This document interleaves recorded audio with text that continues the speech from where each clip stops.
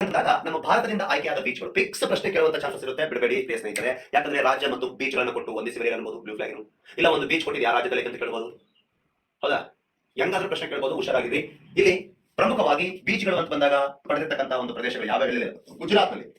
ಗುಜರಾತ್ನಲ್ಲಿ ಶಿವರಾಜಪುರ್ beach. ಶಿವರಾಜಪುರ್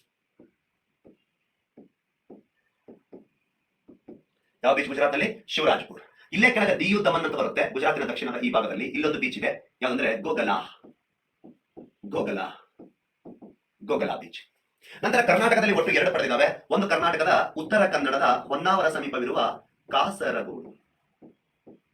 ಅಬೇ sir, Kasaragod ಕೇರಳದಲ್ಲಿದೆಯಲ್ಲ? ಕೇರಳದಲ್ಲಿದೆ. ಒಂದು ಉತ್ತರ ಕನ್ನಡದ ಹೊನ್ನಾವರ ಸಮೀಪ ಕಾಸರಗೋಡು. ಇಕೋ ಬೀಚ್ ಅಂತ ಸಹ ಕರೀತಾರೆ, ಹೊನ್ನಾವರ ಸಮೀಪ ಕಾಸರಗೋಡು. ನಂತರ ಉಡುಪಿ ಸಮೀಪ ಇರತಕ್ಕಂತ ಪಡುಬಿದರೆ, ಗೊತ್ತಿರಲಿ, ವೆರಿ ಇಂಪಾರ್ಟೆಂಟ್. ಪಡುಬಿದರೆ 2 ಆಯ್ಕೆ ಆಗಿದ್ದಾವೆ.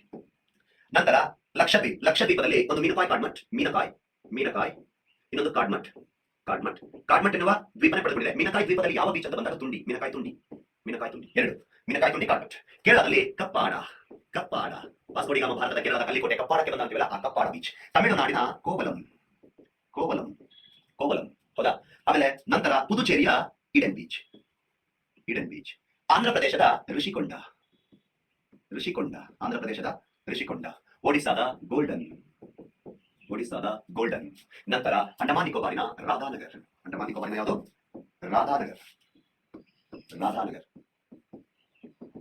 ರಾಧಾನಗರ್. ಹೀಗೆ ಇಷ್ಟು ಬೀಚ್ಗಳು ನಮ್ಮ ಭಾರತದ ಬ್ಲೂ ಫ್ಲಾಗ್ ಆಯ್ಕೆ ಆಗಿವೆ. ಓಕೆ, ಅಪ್ಪಿ ಎಲ್ಲ ಆಯ್ಕೆ ಪ್ರದೇಶಗಳು ತುಂಬಾ ಸ್ವಚ್ಛ ಪರಿಸರ ತುಂಬಾ ಚೆನ್ನಾಗಿ ಕಾಪಾಡಿಕೊಂಡಿರ್ತಾರೆ. ಅದಕ್ಕೆ ಟ್ಯಾಗ್ ಕೊಡ್ತಾರೆ, ಸುಮ್ಮನೆ ಕೊಡಲಿಲ್ಲ. ಹೌದಾ? ಎಸ್, ಗೊತ್ತಿರಲಿ. ಇವಿಷ್ಟು ಬೀಚ್ಗಳು ನೋಡಿ. ಒಂದು ಗುಜರಾತಿನ ಶಿವರಾಜಪುರ್, ದಿಯು ದಮನ್ನ ಗೋಗಲಾ, ಕರ್ನಾಟಕದ ಕಾಸರಗೋಡು ಮತ್ತು ಪಡುಬಿದರೆ, ಲಕ್ಷದ್ವೀಪದ ಮೀನಕಾಯಿ ತುಂಡಿ ಮತ್ತು ಕಾಡ್ಮಟ್. ಅದೇ ರೀತಿ ನೆಕ್ಸ್ಟ್ ಬಂದ್ಬಿಟ್ಟು ಈ ಕೇರಳದ ಕಪ್ಪಾಡ, ತಮಿಳುನಾಡಿನ ಕೋವಲಂ, ಪಾಂಡಿಚೇರಿಯ ಈಡನ್, ಆಂಧ್ರ ಪ್ರದೇಶದ ಋಷಿಕೊಂಡ, ಒಡಿಸಾದ ಗೋಲ್ಡನ್, ಅಂಡಮಾನ್ ನಿಕೋಬಾರಿನ ರಾಧಾನಗರ್. ಮ್ಯಾಪ್ ಅಲ್ಲಿ ಪ್ರಾಕ್ಟೀಸ್ ಮಾಡ್ಕೋ, ಈಸಿ ಆಗಿರುತ್ತೆ.